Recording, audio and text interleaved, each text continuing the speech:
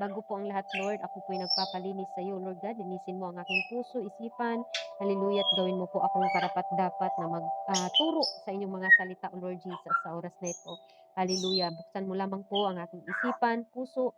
Hallelujah. At sa lahat ng mga nakikinig, Panginoon, ikaw lang ang tunay na Diyos na nakakaalam, Panginoon. Kaya let your will be done. Hallelujah sa gawain na ito, maging man ang aking ibon na nasa aking katabi, Lord God.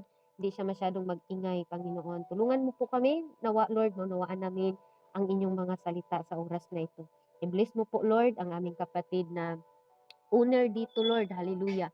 Na ang aming owner, Sister Jessica, ang aming co-owner, si Brother Reed, at sa lahat ng mga admins dito, Lord Jesus, na bukas ang kanilang puso, isipan, na mapakinggan ang inyong mga salita at maunawaan namin ng malinaw, Panginoon.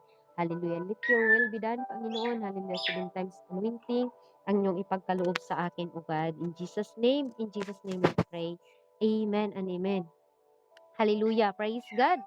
At maraming salamat po sa pagkakataon, unang-una sa ating Panginoon. Hallelujah. Dahil yung topic natin mga kapatid na is yung mag-follow sa akin, mayroon po tayong YouTube at pwede po nating mai-review doon. Praise the Lord. At kung may mali man ako, amen, magsabi lang kayo. Dahil hindi man po ako sakdal sa inyong harapan, mayroon din po tayong mga nagkakamali din po. Amen. Okay, balik tayo sa ating topic mga kapatid. Ang Diyos, sabi pa nga sa Deuteronomy chapter 6 verse 4, dinggin mo, O Israel, ang Panginoon natin ay Diyos, ay isang Panginoon. Amen?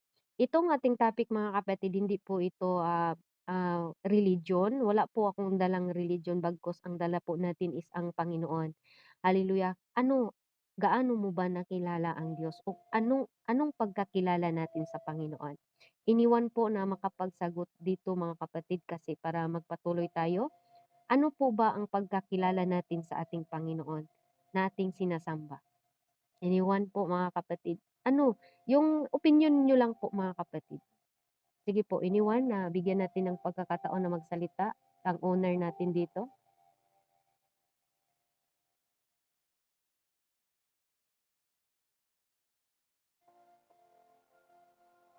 Nandyan ka ba, owner? Or co-owner, si Brother Reed? Wala bang tao? May tao po ba? Hello? Ayan. Brother Reed, magsalita. Ikaw ba si Brother Reed, yung kahawak to? Hindi ko kasi mabasa yung mga pangalan. Ayan, si Brother Reed. Okay. Brother Reed, magtanong muna ako bago tayo magpatuloy. Anong pagkakilala mo sa Diyos?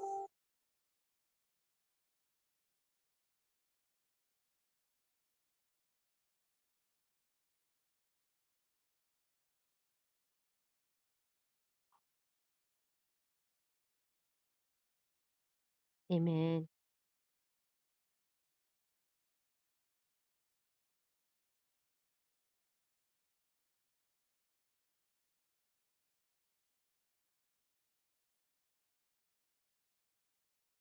Okay lang yan, sige, magsabi ka lang.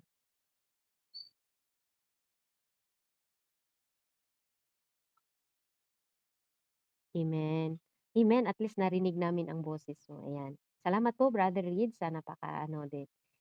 Si Brother Reed, dati daw siya po na naglilingkod din sa Panginoon.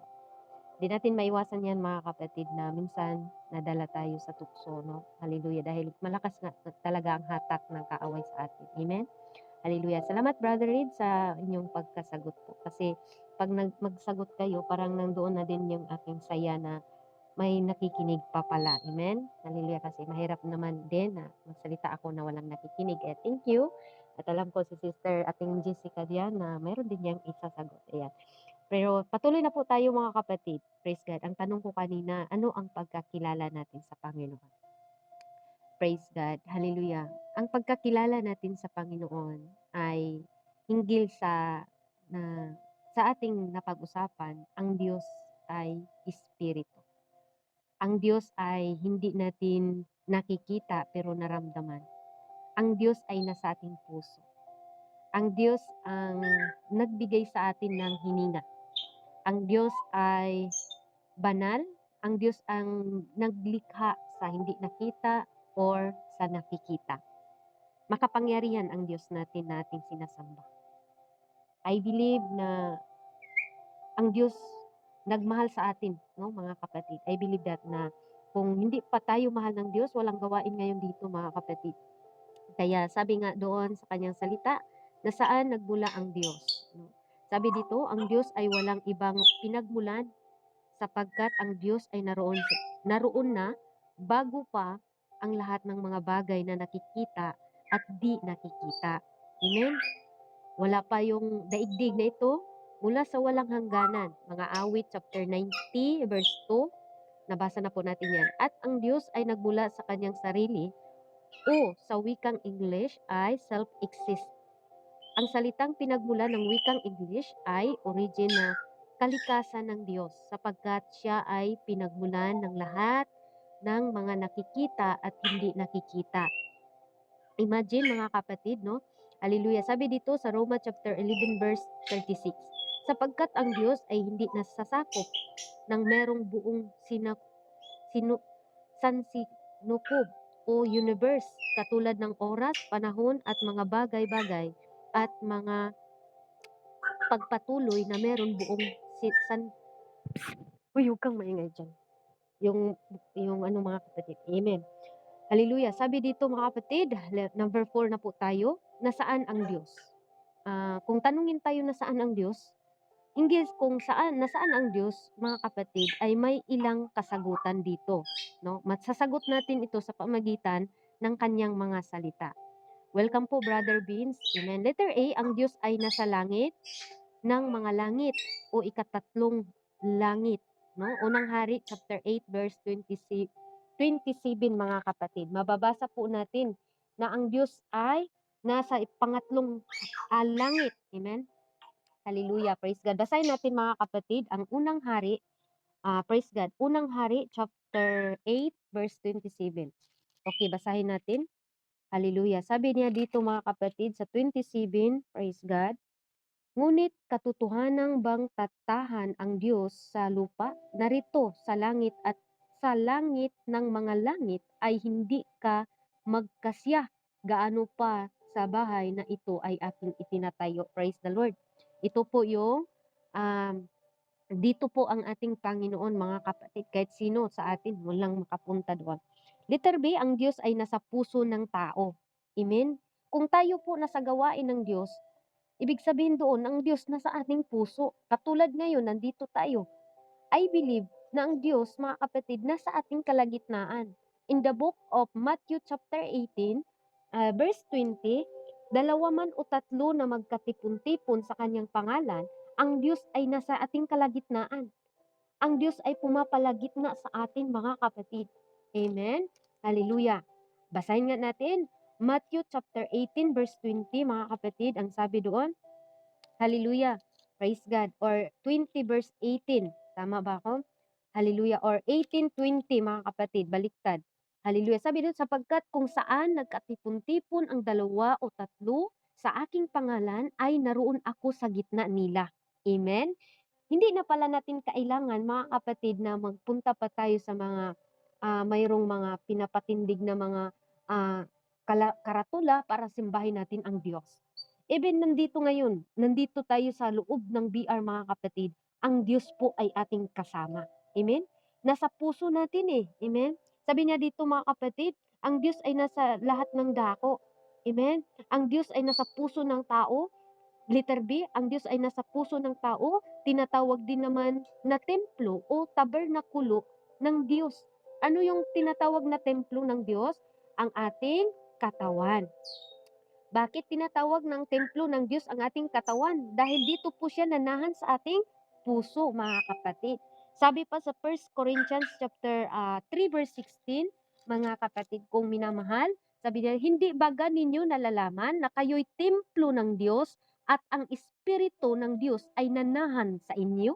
Amen. Hallelujah. Dito natin makikita na kahit saan tayo, ang Diyos kasama natin. Hanggat ang tao ay may hininga, hanggat ang tao ay humihinga pa, mga kapatid, kasama natin ang Diyos. Amen? Hallelujah. Hanggang kung saan mawala na yung hininga natin, doon na natin malayan na wala na, hindi na tayo makagawa sa gusto natin. Kasi yung ating espiritu, yung ating kaluluwa ay babalik ito sa ating Panginoon nung una nating napag-usapan mga kapatid. Amen? Letter C, ang Diyos ay nasa gitna or nasa lahat ng dako. Kaya ba, ang Diyos ay kahit saan tayo, ang Diyos ay meron mga kapatid. Kaya every time na mayroong gawain, bigyan natin ng pansin, bigyan natin ng halaga mga kapatid dahil hindi sa lahat ng panahon mayroong gawain. Amen? Dahil nga, sabi nga sa Ephesians chapter, Amos chapter 8 verse 11 na padalhan tayo ng kagutmanan, hindi lang kagutmanan sa tinapay, at hindi lang din kagutmanan mga kapatid, hallelujah, sa uhawan sa tubig bagkus sa salita ng Diyos. Pagdarating na yung lahat na yan mga kapatid, dahil isa po yung prophecy, hindi po pwedeng hindi yan mangyari. Mangyari po yan, whether you like it or not mga kapatid, mangyayari po yan. Kaya panahon ngayon, ang Diyos po ay pag-ibig pa lang. Kaya basahin natin, letter C, ang Diyos ay nasa langit ng dako. Hallelujah. Mababasa natin sa Awit, chapter 139 verse 7 to 8, ang sabi niya, saan ako pumaroon na mula sa inyong espiritu? O saan ako tatakas na mula sa inyong harapan? Kung sumumpa ako sa langit, nandiyan ka. Kung gawin ko ang aking higaan sa Seoul, narito ikaw ay nandoon. Hallelujah. Kung sabi dito mga kapatid, kaya nga ang awit na nagsasabi, kahit saan tayo magpunta, ang Diyos ay kasama natin. Akala natin, natataguan natin yung jowa natin. Gumagawa tayo ng, wala dito si jowa dito, hindi. Or yung asawa ko, wala si asawa ko dito, pwede lang ako makipag-chicks-chicks dito. Or wala yung asawa kong lalaki. Pwede akong maghanap ng mga gwapo, pwede ako kiligin dito. Mga kapatid, pwede natin gawin yan. Pero, pwede natin pwede natin madaya yung ating mga asawa, pero hindi natin madaya ang Diyos. Amen? Kaya, every time na magawa tayo ng pagkakasala, nandoon yung konsensya natin. Ibig sabihin, mga kapatid, ang Diyos nasa puso natin. Nasa puso natin. Amen? Every time na makagawa ka ng kasalanan, nandoon yung konsensya mo ba na masabi mo na, hallelujah, nagawa ko yun, pero hindi ko kayang sabihin kasi baka hiwalayan ako ni sis ng aking asawang mahal na mahal ko kasi na-tempt lang ako sa kanya. 'Di ba mga kapatid, may mga ganun.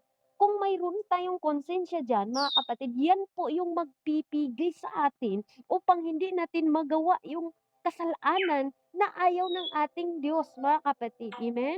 Hallelujah. Dahil ang Diyos kahit saan tayo magtago, nandyan siya. Letter D, ang Diyos ay nasa pagpupulong sa kanyang pangalan. Yung binabasa ko kanina mga kapatid, nandito yung pagpupulong natin, ang Diyos ay nasa ating kalagitnaan.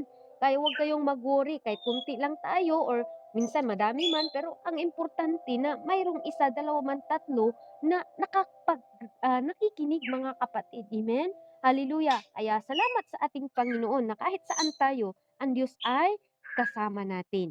Sabi dito, malinaw na ang Diyos ay hindi katulad ng tao o anumang bagay sa mundo. Amen? Malinaw po yan sapagkat siya ay nasa langit at sumasalahat. Pinuspos niya ang sansinsikob o sinsinukob at sangkalangitan ng kanyang espiritu. Praise the Lord. Hallelujah. Lahat po, sinukob niya tayo ng kanyang espiritu, mga kapatid. Di ba? Hallelujah. Iniingatan niya tayo. Hallelujah. May mga panahon na malapit na tayong madisgrasya. Pero ang tinawag doon, malapit lang. Hindi talaga na disgrasya. Kasi ang Diyos nga kasama natin. According sa Ephesians chapter 1 verse 23, ang sabi dito mga kapatid, hallelujah, sabi dito, nasa Kanya itinatayo naman kayo upang maging tahanan ng Diyos sa Espiritu. Amen? Hallelujah. Tayo po ito mga kapatid. Hallelujah, tinatayo tayo sa pamagitan ng ating Panginoon. Nandyan po ang Espiritu kay Brother Reed. Nandyan ang ating Panginoon. Kasama mo ang Panginoon. Pag lumuhod ka, tumawag ka sa Kanya, mabigla ka na lang na gumaan ang inyong pakiramdam. Napasabi mo na, glory to God. Lord, salamat dahil kanina ang bigat-bigat ng aking pakiramdam, pero nung tumawag ka sa kanya, lumuhod ka, Lord. Ganito ang aking nagawa, Lord. Patawarin mo ako, Lord. Gusto ko magbalik loob sa iyo, Lord. Gusto ko, Lord, na ibalik mo yung init ko, Panginoon. Nandiyan ang Panginoon, mga kapatid. Handa kanyang yakapin, handa kanyang bigyan ng chance. Hallelujah, na mabago ang ating mga buhay. Amen? Hallelujah. Sabi nga sa Ephesians chapter 4, verse 10, mga kapatid, ang bumaba ay siya rin naman ang umakyat sa kaitaasan ng buong sangkalangitan upang sa kanya mapuspos ang lahat ng mga bagay. Amen. Hallelujah. Kaya napakapalad natin, mga kapatid, na nakilala natin ang Diyos. Amen. Hallelujah. Ano ang pangalan ng Diyos? Dito na naman tayo sa number 5, mga kapatid. Maraming usapan sa pagtatalo hinggil sa kung ano ang pangalan ng Diyos. Nang unang panahon, mga kapatid, ang Diyos po ay hindi nagpapakilala sa kanyang pangalan. Kung kaya't ang unang tao ay walang nabanggit na pangalan. Yes? Oo. Hallelujah. Ano pa ang katawagan ng Diyos nung siya ay nakipagtalastasan sa Diyos? Genesis chapter 3, basahin natin nga, mga kapatid. Hindi natin ito mababasa na ang pangalan niya, pero ngayon, dito natin pag-usapan muna natin. Genesis chapter 3 verse 9, mga kapatid, to 12. Hallelujah. Sabi niya dito, mga kapatid, praise God, basahin natin, no, 9 to 12. Ang sabi niya dito, at tinawag ng Panginoong Diyos ang lalaki, sa kanya sinabi, saan ka naruroon? At sinabi niya, narinig ko ang inyong tinig sa halaman, at ako'y natakot sapagkat ako'y hubad, at ako'y nakatayo. At sinabi niya, sino nagsabi sa inyo na ikaw ay hubad? Nakakain ka ba ng bunga ng punong kahoy na inutos ko sa inyo, huwag mong kainin? No, dito po na conversation nila ni Adan at ng ating Panginoon, mga kapatid. Nakikita natin dito na wala pong pangalan ang ating Panginoon, no? Praise God. Boses lang po niya, mga kapatid, no? Ang katagang Panginoong Diyos sa talata ito ay nagmula sa nanunulat na si Moises ang sumulat sa aklat ng Genesis, mga kapatid. Sa aklat ng Genesis chapter 4 verse 1 ay pinasimulang tinawag ni Adam ang Diyos na Panginoon. Ito ay tumutukoy sa kalikasan ng Diyos bilang manlilikha. Amen? Bilang manlilikha. Sabi nga dito, mga kapatid, hallelujah, na bilang tagapaglikha sa atin. Amen? Sa aklat ng Genesis chapter 4 verse 26 ay mabasa din natin dito na pasimula ng mga tao ang pagtawag ng pangalan ng Panginoon sa makatuwid. Dito nagpasimulang maglingkod ang tao sa Diyos. Ang katagang pinagsimulan ng mga tao ay pagtawag sa pangalan ng Panginoon ay nangangahulugan na isang paglingkod o paglilingkod sa Diyos, katulad ng panalangin, paghandog ng talatang paghandog. Praise the Lord. Hallelujah. Praise God. Maingay ba yung langgam, mga kapatid? Huwag kang maingay dyan ba, oy? Praise God, hallelujah. Sabi dito, mga kapatid, ito yung paghandog natin sa ating Panginoon ngayon or nung kapanahunan ni Adam, mga kapatid. Praise God. Katulad ng panalangin, paghandog at talatang ito ay hindi nagbibigay ng tiyak hinggil kung ano ang pangalan ng Diyos. Ngunit ito rin ay ginagamit ng ibang paniniwala upang bigyan din ng hinggil na pangalan ng Diyos. Amen? Ang pangalan ng Diyos ay pasimulang ibinibigay ng tao sa pamagitan sa Exodus. Exodus chapter 6 verse 2, basahin po natin, mga kapatid, kung anong pangalan nga ang binigay dito, mga kapatid. Unang pangalan, ha. Okay, tandaan natin ito. Ito yung unang pangalan. Okay. Exodus chapter 6 verse 2 to 3, ang sabi dito, hallelujah, at ang Diyos ay nagsalita kay Moises at nagsabi sa kanya, ako si Jehovah. Amen. Dito po natin nababasa na siya po yung nagpakilala na ako si Jehovah at ako'y nagpakita kay Abraham, kay Isaac at kay Jacob na Diyos na makapangyarihan sa lahat. Ngunit sa pamagitan ng aking pangalan, Jehovah, noon ay hindi ako napakilala sa kanila. Okay. Dito natin nakikita, mga kapatid, na unang tawag ng ating Panginoon ay siya po si Jehovah, mga kapatid. Okay. Ang katagang Jehovah ay isang pagsalin sa wikang English mula sa salitang Yahweh. Sa wikang Hebreo naman at ang katagang Yahweh ay nagmula naman sa salitang isinalin sa Latin alphabet na YHWH mula sa wikang Hebreo. Amen, mga kapatid. At katagang YHWH ay nagmula sa salitang ako nga. Amen. Ako nga. Sa wikang English naman, I am. No? I am. Ito ang unang pangalan na ginagamit ng Diyos. I am.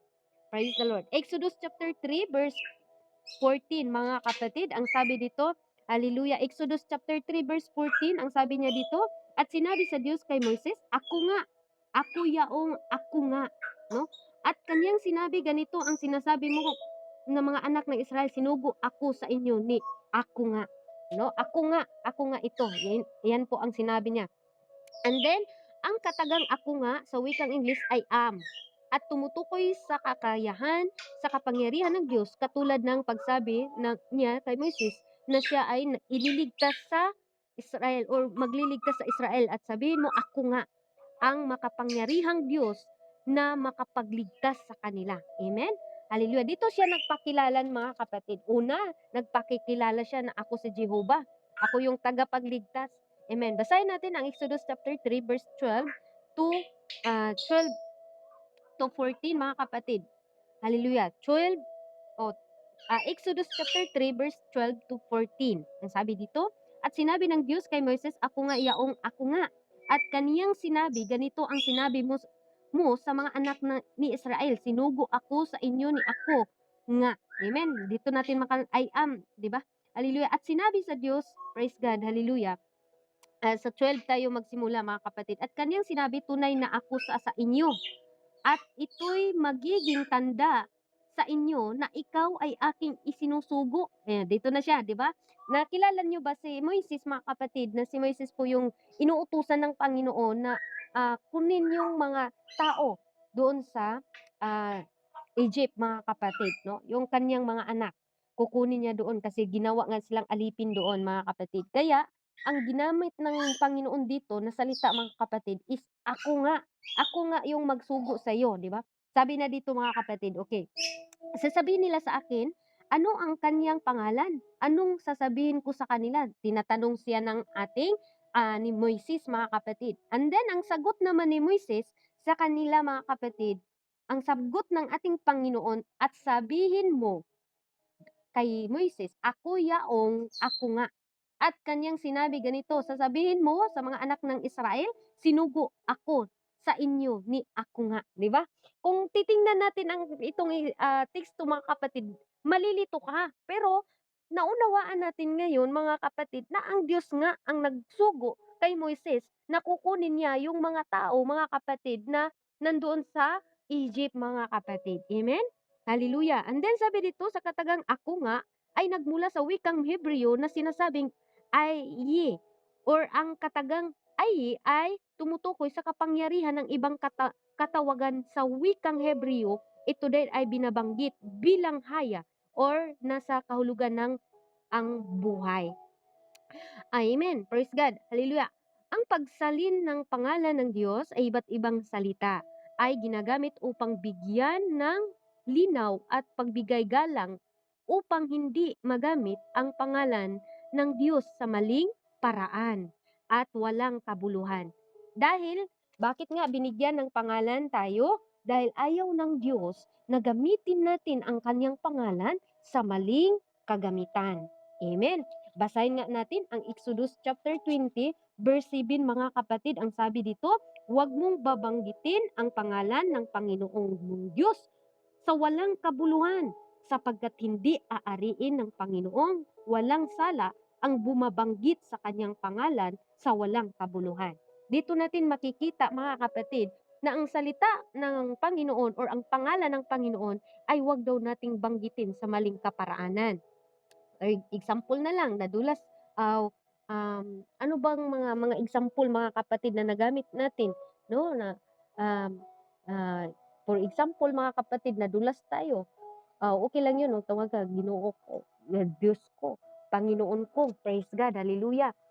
For example na lang, mga kapatid, nagsisinungaling ka, tapos saksi ang aking Panginoon sa aking ginagawa na hindi ako nagsinungaling. Yan po is ginagamit natin ang ating ang pangalan niya sa maling kaparaanan, no? Nagawa ka ng mamali, mga kapatid, tapos sabi mo, saksi ang Panginoon na ginagawa ko yun, no? Mga kapatid, na nagnanakaw ka, tapos sabi mo, wala ka nagnakaw, saksi ang Panginoon. Kaya wag nating gamitin ang pangalan ng Panginoon sa maling mga pamaraan. Okay, mga kapatid, ang bilis ng oras, no? Mag-alauna na. Praise God, hallelujah. Sabi dito, mga kapatid, hallelujah, ang salita ng Diyos ay sinasabi dito. Ang mga Pariseo naman nung panahon ng 1445 and 1405 BC hanggang ngayon ay gumagamit ng ibang katawagan sa Diyos upang hindi magamit ang pangalan ng Diyos sa walang kabuluhan. Tinatawag nila itong Adonai mula sa wikang Aramaic na ang kahulugan ay Panginoon or Lord, na ang kahulugan sa wikang Pilipino ay kataas-taasan, at ibang katawagan mula sa wikang Aramaic ay Miri na ang kahulugan ay guro, master. Ang katagang Mari ay mula sa wikang Aramaic ay mas mababang kalagayan kaysa Adonai. Kung kaya't ang katagang Adonai or Adonai ay ginagamit ng kinukup bilang Hebreo language at ginagamit ng pagbigkas ng pangalan ng Diyos, at ang katagang Mari ay Miri ay mula sa wikang Aramaic na isinalin sa wikang Grego. Amen? Hallelujah. Ay tawag dito, mga kapatid, ang Aramaic ay Kurios mula sa wikang Grego at katumbas ang salitang mula sa Hebreo. Amen? Sinusulat sa wikang Grego Rabbi or Rabbi, na ang ibig sabihin guro, master, ay siyang tinatawag ng Panginoong Hesus bilang nasa laman nung siya po'y nasa lupa pa at nasa pisikal na pagkikisama sa mga tao, mga kapatid. Anong tawag? 'Di ba, Rabbi, mga kapatid? In the book of Matthew chapter 23, mga kapatid, basahin po natin. Matthew 23, praise the Lord. Matthew 23, mga kapatid, verse 8. Ang sabi dito, hallelujah, datapwat kayo'y huwag patawag ng Rabbi, sapagkat isa ang inyong guro at kayo'y lahat ay magkakapatid. Amen? Hallelujah. Huwag tayong magpatawag daw ng yung mga kausap niya dito, yung mga 12 disciple niya, mga kapatid. Praise the Lord. Hallelujah. Dahil iisa lang tayo sa Diyos, no? Siya ang pinaka bantugan, kung siya yung pinakapangyarihan, mga kapatid. At magkakapatid lang tayo. Amen? Sabi ng Panginoon dito. Praise the Lord. Ang next verse, mga kapatid, John chapter 1, verse 39. Ang sabi dito, mga kapatid, John chapter 1, verse 49. Ang sabi niya dito, basahin po natin 49, mga kapatid. Sumagot si Nathanael kanya, Rabbi, ikaw ang anak ng Diyos, ikaw ang hari ng Israel. Hallelujah. Dito natin nakilala na ang Diyos talaga yung hari sa Israel, mga kapatid. And John chapter 3, verse 2, mga kapatid, nasundan pa ba ninyo ako? Sabi niya dito, praise God, sa 2, mga kapatid, ito rin ang naparoon sa kanya ng gabi. At sa kanya nagsabi, Rabbi, nalaman namin ikaw ay isang guro na nagbuhat sa Diyos, sapagkat walang makagawa ng mga tanda na inyong ginagawa maliban kung sumasa kanya ang Diyos. Yun po yung panahon na ang Diyos po ay nagkatawang tao. Amen. Mga karaniwang nakatawagan ng Diyos. Una, Elohim. Number 2, El Shaddai. Number 3, Yahweh. Number 4, Jehovah. Number 5, mga kapatid, Panginoon or Lord. Or number 6, Ama, mga kapatid. Ito po yung ang karaniwang katawagan ng ginagamit sa iba't ibang pananampalataya o paniniwala ayon sa kanilang pagkaunawa o pagkakilala sa Diyos. Hindi ito masama at walang mali dito. Tandaan natin, ha, walang mali dito. Amen? Masabi tayo, Ama naming Panginoong Diyos, Jehovah, walang mali dito. Ang pagkatawag ng tao sa Diyos ay Diyos lumalang. Lahat ng napahayag sa pamagitan ng katawan na tao, ito ay tinatawag na wikang English ay incarnation. Ito rin ay isang proseso na mula sa pagiging espiritu ng Diyos. John 4:24, mga kapatid. Amen. Sabi doon nga sa John chapter 4 or John 4:24, mga kapatid. Ang Diyos ay espiritu at sa kanya sinasamba or sumasamba ay kailangan magsisamba sa espiritu at katotohanan, mga kapatid. Ito po yung katawagan niya, siya ay naipaglihi sa naipanganak katulad ng isang normal na tao sa Isaiah chapter 9 verse 6 mga kapatid. Ito ay tinatawag ng pagkataong Diyos. John 1:1, in the beginning was the Word. Amen? Nagpakatao talaga yung tao, mga kapatid, yung ating Panginoon. In the beginning was the Word, and the Word was with God, and God Word. And the Word was with God, mga kapatid. Hallelujah. Kaya dito natin makikita, mga kapatid, John chapter 1 verse 14, and the Word was made flesh and dwelleth among us. And we beheld his glory, the glory as only begotten of the Father, full of grace and truth. Hallelujah. Purihin natin ang ating Panginoon, no? Napakaganda niya. Praise God. Sabi dito, mga kapatid, ito rin ay tinatawag na pagkatao na naging salita, no? At ang kapahayagan ng Diyos laman at hindi nararapat na pagtalunan, sapagkat ito ay malinaw at sinaksihan ng mga anghel at ipinangaral ng bansa at sinasampalatayahan sa sanlibutan, muling umakyat sa taas, tinanggap sa kaluwalhatian. Matthew chapter or Timothy, mga kapatid, basahin natin. Nandyan pa ba kayo? At nang nawala na yung iba? Nakakaburing ba yung ating pag-aaral, mga kapatid, no? Praise God, hallelujah. Siguro wala, busy lang din, no? Mga kapatid, nawa matapos natin ito. Praise God, hallelujah. Ayan, at least nandyan si Brother Reed, no? Brother Reed, nandyan ka lang, okay ka lang dyan. Praise God. Sige, patuloy tayo. Baka busy lang din yung iba, mga kapatid. Okay, patuloy tayo. Praise God. Sabi dito, mga kapatid, amen. Basahin natin ang Unang Timothy chapter 3 verse 6, mga kapatid, or 16. Ang sabi nga dito, mga kapatid, praise God, hallelujah. Ang walang pagtatalo, dakila ang hiwaga ng kabanalan. Yaong nahayag sa laman, pinapaging banal sa espiritu, nakita ng mga anghel, ipinangaral sa bansa, sinasampalatayahan sa sanlibutan at tinanggap sa itinataas sa kaluwalhatian. Amen, hallelujah. Ito po yung ating Diyos na ating napag-usapan ngayon. Yung Diyos na ipinangaral natin ngayon, na mayroon lang po tayong nag-iisang Diyos. At ang Diyos na ating napag-aralan ngayon ay nag-iisang Diyos, mga kapatid. Hindi natin siya nakikita pero naramdaman natin. Nasa puso natin ang Diyos, mga kapatid, na kahit saan ka, no, 'di ba? Mayroong bumubulong sa atin na, "Anak, nandito lang ako. Huwag kang matakot, nandito ko kasama, sasamahan kita." Amen? Sabi pa dito sa aklat ng Pilipos chapter 2 verse 6 to 8, mga kapatid, Pilipos, basahin po natin to. Pilipos chapter 3 o Pilipos chapter 2 verse 8 or verse 6 to 8, mga kapatid. Sabi dito, hallelujah, na siya'y bagamat na nasaan yung Diyos, o di ba? Dito natin makikita ay hindi niya inaaring isang bagay na nararapat panangnan ng ang pagkapantay niya sa Diyos, kundi bagkus hinubad niya ito at nag-anyong alipin na nakikitulad sa mga tao. No, mga kapatid, ito po yung Diyos na nagpapakumbaba, sabi niya sa 8, at palibhasay nasumpungan ng anyong tao, siya'y nagpakababa at kanyang sarili na sunurin hanggang sa kamatayan, oo, hanggang sa kamatayan sa krus. Hallelujah. Dito natin nakikita na hanggang sa kanyang kamatayan doon sa krus, mga kapatid. 'Di ba? Nag-anyo siyang tao, nagpapakumbaba, hindi niya sinasabi, "Uy, hari ako." Hindi siya nagmamataas. Pero ngayon, ang mga tao, mga kapatid, kahit na sa konting mga blessing, parang nagmamataas na. Konting blessing na ibinigay ng Diyos, mga kapatid, parang parang hindi na nila kilala ang Diyos, parang dahil sa akin ito nandito, dahil naghirap ako kaya nakamit ko ang mga goals ko, 'di ba? Mga tao ngayon, mga kapatid, na hindi nila kinikilala kung saan galing yung blessing. Kaya tayo, mga kapatid, anumang blessing, maliit man yan o malaki, mga kapatid, blessing na yan, mga kapatid, na mula sa ating Panginoon. Kaya salamat sa ating Panginoon.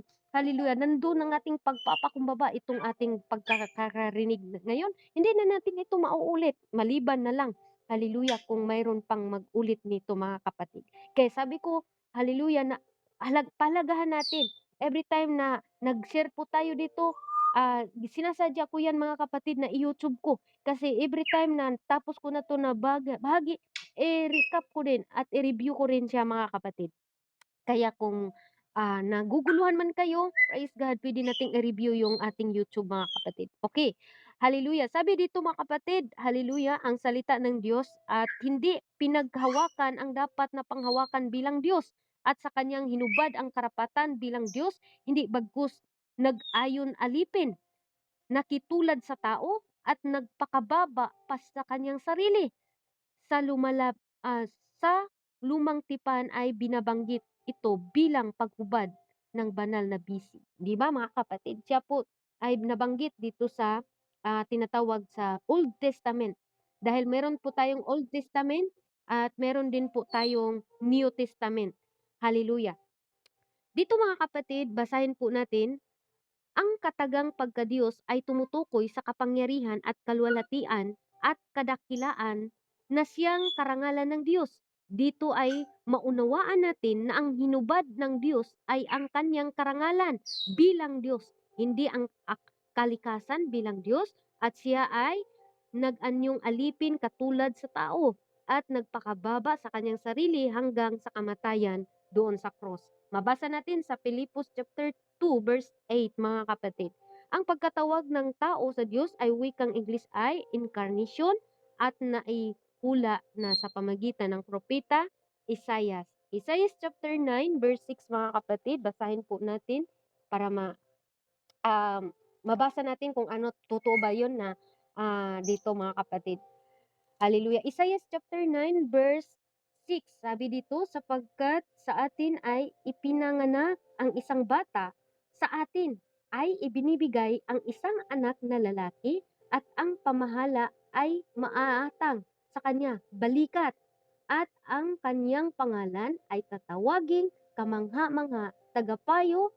Amen. Tandaan po natin mga kapatid ha, dito po ha, na-reveal po siya sa Isaiah chapter 9 verse 6, sapagkat sa atin ipinanganak ang isang bata sa atin at ibinigay ang isang anak na lalaki at ang pamahala ay maaatang sa kanyang balikat at ang kanyang pangalan ay tatawaging kamangha-mangha, tagapayo, makapangyarihang Diyos, walang hanggang Ama, Pangulo ng kapayapaan.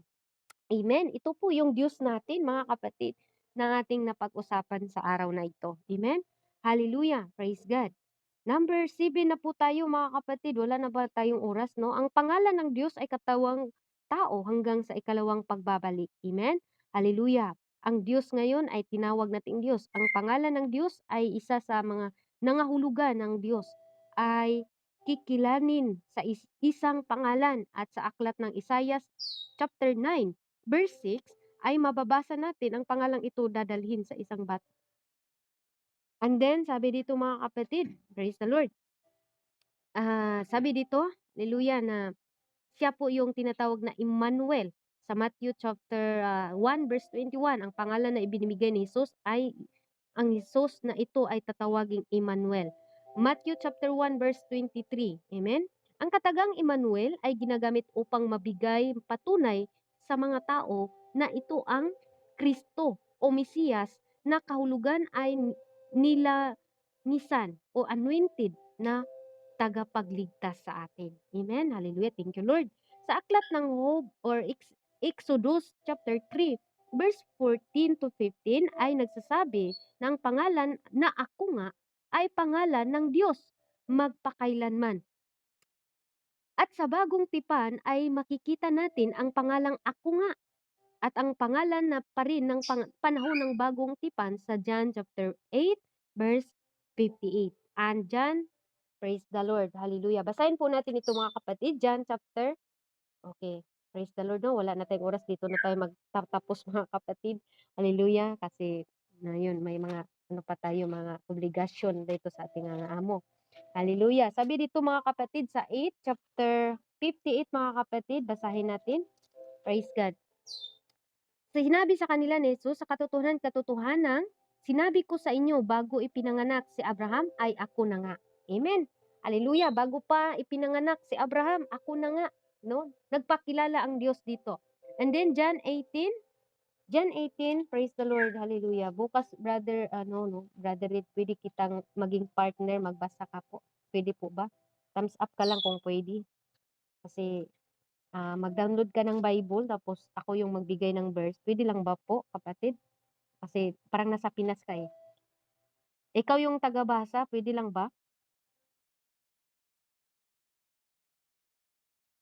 Okay, John 18 mga kapatid. John 18 chapter. Okay, basahin po natin. John 18 chapter 5 verse 8. Sabi dito, sinagot niya si Jesus na taga Nazaret. Sinabi sa kanila ni Jesus, ako nga. 'Di ba? Dito talaga siya nagpakilala mga kapatid. Ako nga. Praise God. And then sabi niya dito mga kapatid, hallelujah, ay nagsisiurong sila at nalugmok sa lupa. Muli ngang sila'y tinanong niya, sino ang inyong hanapin? At sinabi nila si Jesus na taga Nazaret. 'Di ba? Sinagot na nga nila nga ako nga. Hindi pa rin sila maniniwala mga kapatid. Kaya sa atin minsan hindi pa rin tayo maniniwala kahit na nakilala na natin ang ating Panginoon. But thank you Lord dahil sa oras na ito sa ating napag-aralan mga kapatid, no? Ang Panginoong Hesus ay nagbabala sa tao na ang hindi sumasampalataya sa Kanya na siya nga ay ako nga isang babala na ang taong hindi sumasampalataya sa Kanya bilang si ako nga ay dadanas ng kamatayan na hindi nagpapatawad ang kasalanan.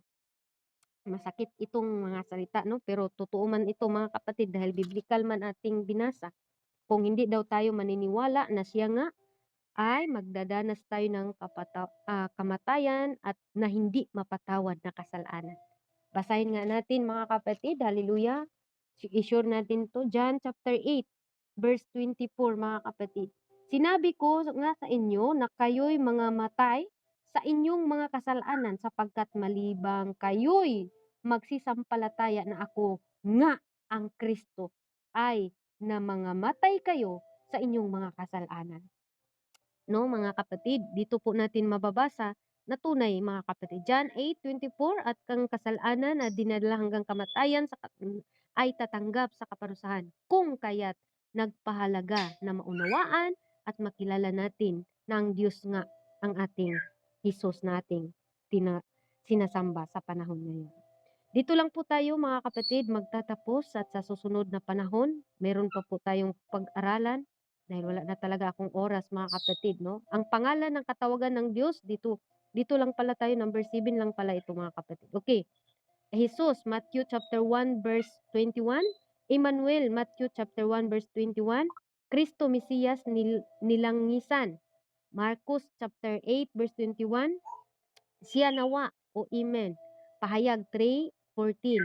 Ang mga katawagang ito ay hanggang sa kanyang ikalawang pagbabalik upang ipakilala ang kanyang sarili na siya ang nagligtas sa sanlibutan.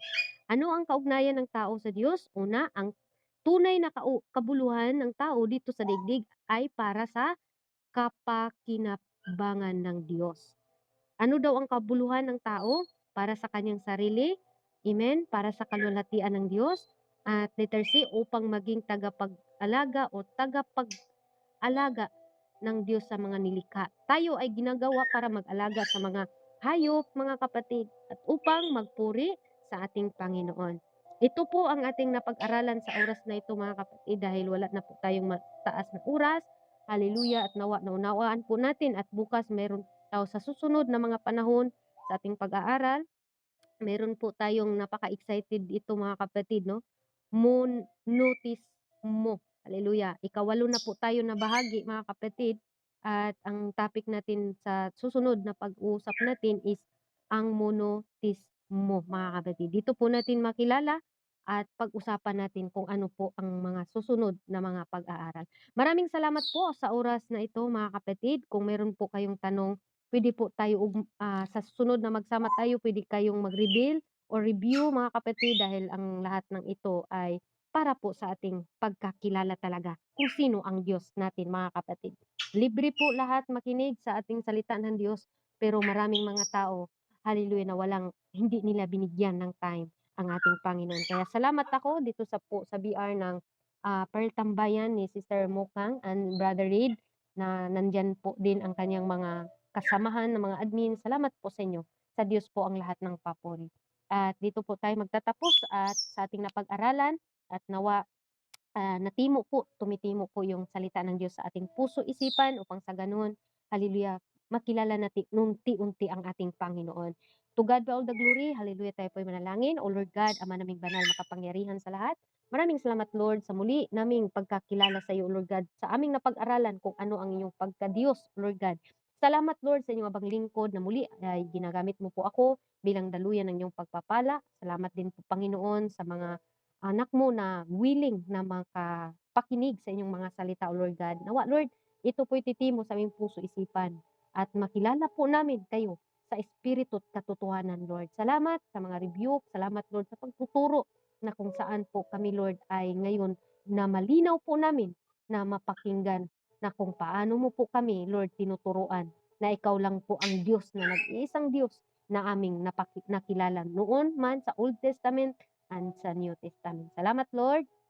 Sa oras na ito, i-bless mo po ang buong pamilya ng GCAP, sa mga dumadalo, sa mga bisita, sa lahat pa Lord, magpadala pa po kayo ng marami pang kaluluwa dito po sa BR ni Sister Pearl Tambayan, ni Sister Jessica. Hallelujah, patuloy ka pong magpala dito Lord. I-bless mo po ang bawat isa, Panginoon, na nandoon yung kasayahan, kagalakan, sa kanilang mga puso, Panginoon, na mapakinggan ang iyong mga salita. Sa iyo ang pinakamataas na papuri sa oras na ito, sa iyong nag-iisang pangalan naming Diyos, na tagapagligtas. In Jesus' name we pray. Amen and amen. To God be all the glory. Salamat sa ating Diyos. At ibabalik ko po sa ating mga MC. At alam kong busy na talaga tayo ngayon, kaya pasalo na lang kung sino po yung available na mag-MC.